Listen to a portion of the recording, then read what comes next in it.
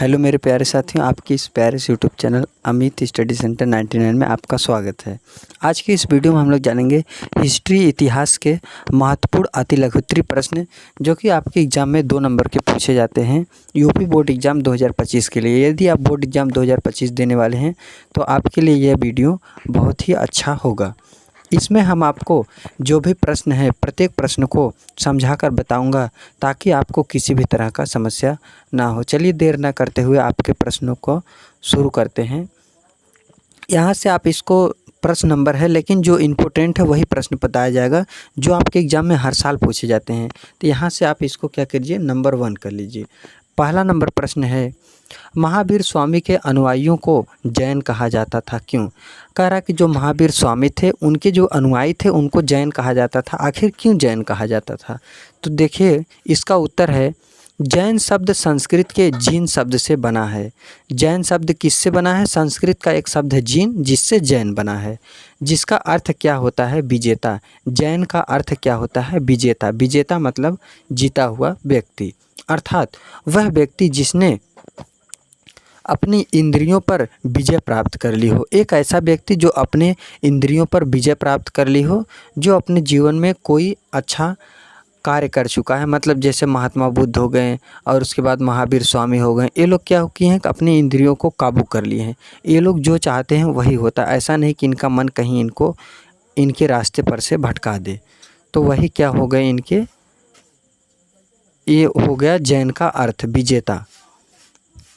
देखिए यहाँ तक आपको समझ में आ गया होगा, जिसने अपनी इंद्रियों पर क्या कर लिया? विजय प्राप्त कर ली हो। ज्ञान प्राप्ति के बाद महावीर स्वामी जीन के नाम से प्रसिद्ध हुए थे। जब महावीर स्वामी को ज्ञान प्राप्त हुआ तो इन्हें क्या कहा गया? जीन कहा गया। यानी जिसको ज्ञान की प्राप्ति हो जाए और जब कोई व्यक्ति अपने इंद्रियों पर काबू कर लेगा तो क्या करेगा कि वह ज्ञान, तब उसको क्या होगा? उसके बाद उसको ज्ञान प्राप्ति होगा। और जब ज्ञान प्राप्ति कर लिए तो वह इन्हें क्या कहा गया? जीन के नाम से प्रसिद्ध हुए, जब इनको ज्ञान प्राप्त हुआ था।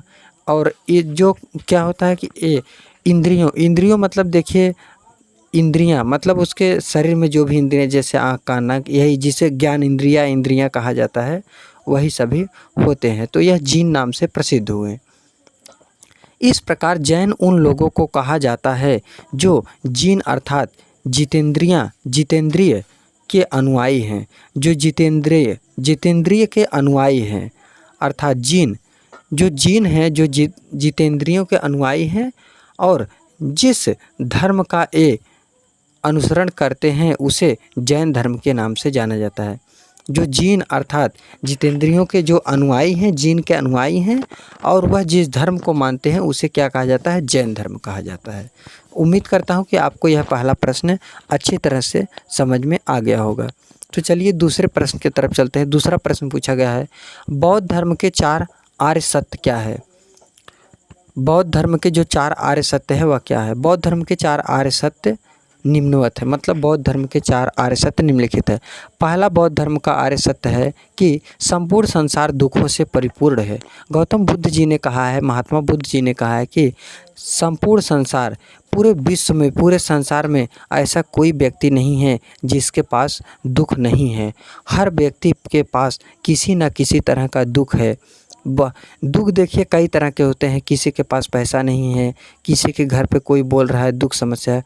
तो दुख भी कई प्रकार के होते हैं, बहुत सारे। किसी भी कारण से कोई व्यक्ति दुख हो सकता है। यानी जो भी संसार में जो भी जीव है, जो भी व्यक्ति है, वह सभी किसी न किसी कारण से दुखी हैं। पहला हो गया। दूसरा क्या बताया महात्मा बुद्ध ने कि सारे दुखों का कोई ना कोई कारण है। हर व्यक्ति को अगर कोई दुख है तो उसका कोई ना कोई कारण है। अगर कोई व्यक्ति पैसे के लिए दुखी है तो उसका कारण यही है कि उसके पास पैसा नहीं है। तो हर तरह के, अगर कोई व्यक्ति ज़मीन के लिए दुखी है तो इसका मतलब यह है कि उसके पास ज़मीन नहीं, उसका कारण यह है। तो सारे दुखों का कोई ना कोई कारण है। बिना किसी कारण का कोई व्यक्ति दुखी नहीं है। तीसरा महात्मा बुद्ध ने कहा है कि दुखों को रोका जा सकता है। किसी भी व्यक्ति के पास जो दुख है उस दुख को रोका जा सकता है, उससे छुटकारा भी पाया जा सकता है। तीसरा उन्होंने कहा है कि दुखों को रोका जा सकता है। चौथा उन्होंने कहा है कि दुखों को रोकने का एक मार्ग है, दुख को अगर रोकना है तो उसके लिए एक मार्ग है। मनुष्य अष्टांगिक मार्ग का अनुसरण करके इन दुखों और कष्टों से छुटकारा पा सकता है। कोई भी मनुष्य है अष्टांगिक मार्ग का पालन करके वह दुख और समस्या से और जो भी कष्ट उससे छुटकारा पा। अष्टांगिक मार्ग में जैसे है कि सम्यक दृष्टि, अच्छी नज़र से देखना, सम्यक ज्ञान, अच्छा ज्ञान और सम्यक मार्ग, अच्छा मार्ग, सम्यक ज्ञान, अच्छी तरह से ज्ञान लेना। तो अष्टांगिक मार्ग अलग वीडियो में मैं आपको बताऊंगा जब आप कमेंट करें। तो अष्टांगिक मार्ग में 8 चीज़ें बताया है महात्मा बुद्ध ने, जिससे व्यक्ति अपने दुखों से निपट सकता है, उससे छुटकारा पा सकता है। प्रश्न नंबर तीसरा प्रश्न है, धर्म चक्र परिवर्तन से आप क्या समझते हैं? धर्म चक्र परिवर्तन से क्या आशय है? धर्म चक्र परिवर्तन से आप क्या समझते हैं या धर्म चक्र परिवर्तन क्या होता है? तो उत्तर इसका है, धर्म चक्र परिवर्तन का अर्थ है धर्म के चक्र को घुमाना। जो धर्म का चक्र है उसको घुमाना, मतलब धर्म को यहाँ वहाँ ले जाना। ज्ञान प्राप्ति के बाद महात्मा बुद्ध ने वाराणसी के पास सारनाथ के मृगदाव में आषाढ़ पूर्णिमा को अपना प्रथम धर्मोपदेश दिया। महात्मा बुद्ध को जब ज्ञान प्राप्ति हुआ, कहाँ पर प्राप्ति हो? वाराणसी के पास एक जगह है सारनाथ, वहाँ पर मृगदाव एक वन है। वहाँ पर किस दिन? आषाढ़ पूर्णिमा को दिन निरंजना नदी या फल्गु नदी के किनारे इनको ज्ञान प्राप्ति हुआ और उन्होंने अपना प्रथम धर्मोपदेश, अपने धर्म के बारे में प्रथम उपदेश दिया था। उनके जीवन की यह घटना धर्मचक्र परिवर्तन के नाम से जानी जाती है। जब उन्होंने अपने धर्म का मतलब अपना पहला उपदेश दिया तो उन्होंने अपने धर्म के बारे में बताया, तो वह क्या कहा गया? उसी को धर्मचक्र परिवर्तन कहा गया और इनका धर्म था बौद्ध धर्म था।